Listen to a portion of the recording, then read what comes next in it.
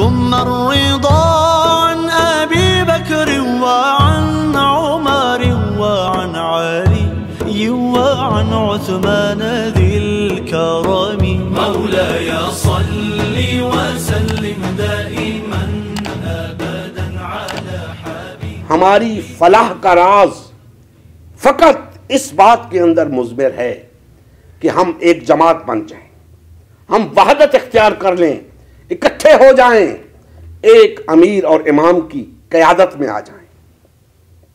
جب تک ہماری قوت تقسیم رہے گی، جب تک ہماری وفاداریاں تقسیم رہیں گی، ہم اسی طرح ظلم و ستم کی چکی میں پستے رہیں گے، ہم اسی طرح باطل اور طاغوتی طاقتوں کے غلام رہیں گے، محکوم رہیں گے.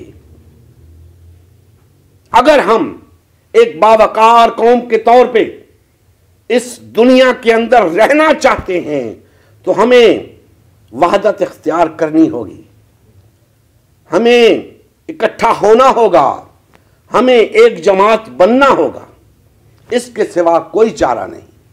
نبی کریم صلی اللہ علیہ وآلہ وسلم کی زندگی کا مقصد غلبہ دین اسلام تھا. اس مقصد کے حصول کے لیے امت مسلمہ کی تشکیل ہوئی. امت مسلمہ نے نبی کریم صلی اللہ علیہ وآلہ وسلم کی سیادت و قیادت میں اسلام کو غالب و نافذ کیا. جب تک امت مسلمہ میں وحدت رہی، اسلام کا غلبہ برقرار رہا. جیسے ہی امت مسلمہ میں تفرقہ رونما ہونا شروع ہوا، یعنی پارٹی بازی شروع ہوئی، اسلام کا غلبہ جاتا رہا. آج غلبہ دین اسلام کی بحالی کی واحد صورت امت مسلمہ کی تشکیل نو ہے.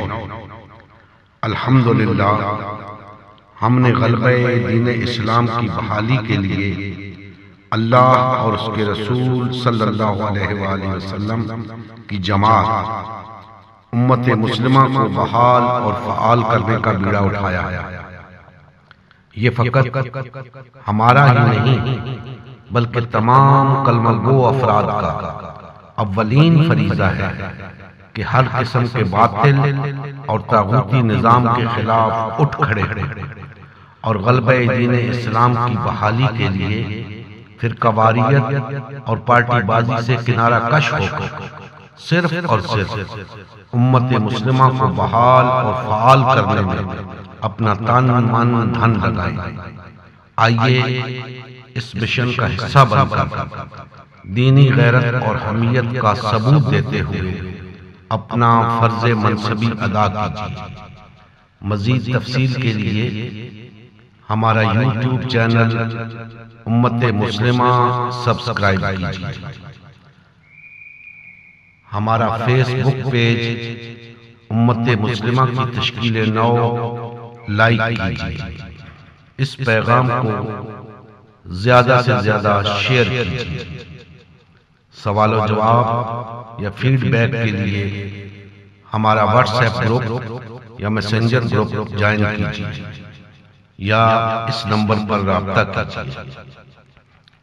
نمبر اور تمام لنکس ڈسکرپشن میں بھی موجود ہیں. جزاکم اللہ خیر.